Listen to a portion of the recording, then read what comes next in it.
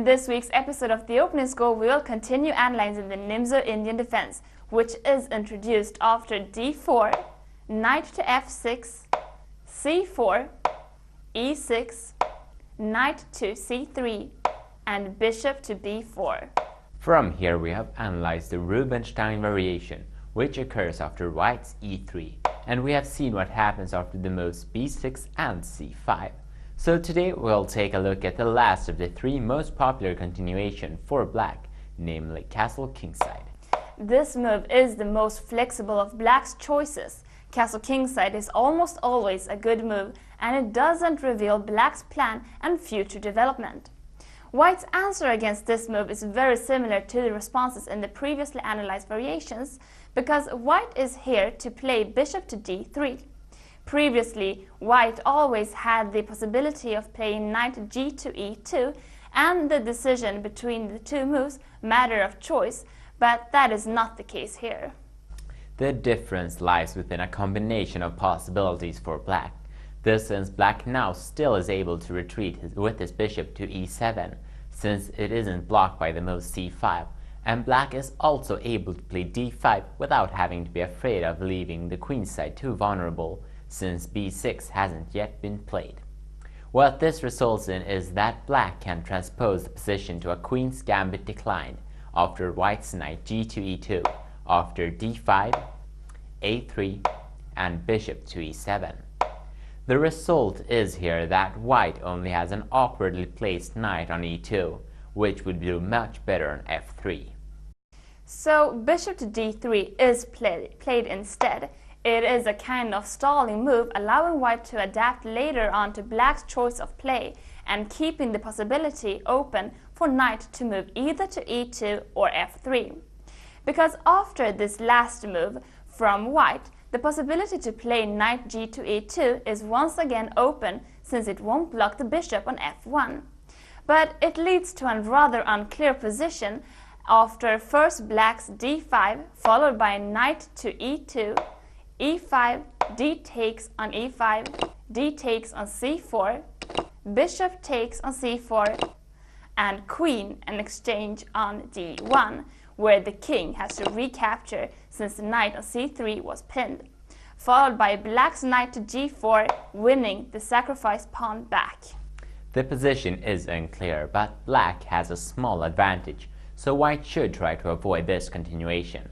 Instead, white should play knight to f3 after black's d5. This move is a little better since it's more active in the center and blocks black's e5 among others. Black's main move here is c5, but the strange-looking knight on c6 isn't too bad. The plan is to advance in the center, using the e-pawn instead of the c-pawn. But we won't look further into that. Instead, we will see what happens after black's c5 and white's castle kingside. This variation was the most popular variation in the entire Nimzo-Indian for a very long time, and the reason for this is the wide variety of variations available for both white and black. Another reason behind its popularity is the fact that black is to play, and that means that in this very critical position is that black will have quite a lot to say regarding the future development of the game. A simple continuation in this position would be the double pawn exchange in the center, which would occur after first an exchange on d4 and then one exchange on c4. The plan is to create an isolated white pawn on d4, which can be used as a target to mobilize the black pieces and to open up for the white squared bishop, which will have quite a nice diagonal, and after black's b6. Important to recognize is the fact that this move also opens up for the white-black squared bishop. In this position there are lots of open flats and diagonals which white will have to take control over, and a good beginning is to use his bishop on c1 by placing it on g5, allowing for a future rook to c1. But black can also choose another variation if black believes the center to be too open, by only capturing once in center, and then by taking on c4 with the d-pawn. The plan is to keep the pawn on e3, blocking the black squared bishop, but still open up the diagonal for the black bishop on c8. The weakness with this move is revealed after white's a3. If black now would capture on d4, white wouldn't recapture but instead take on b4, after which black would take on c3. White's exchange queens on d8 and then recaptures on c3. We have reached a position where white is considered to have the advantage because of the bishop pair, which can be very handy in this kind of endgame.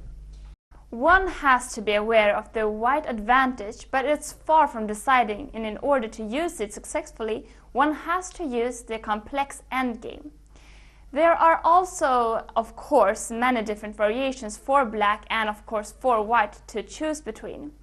But we will end this week's episode of the Opening School here, and we'll be back again next week, so see you then.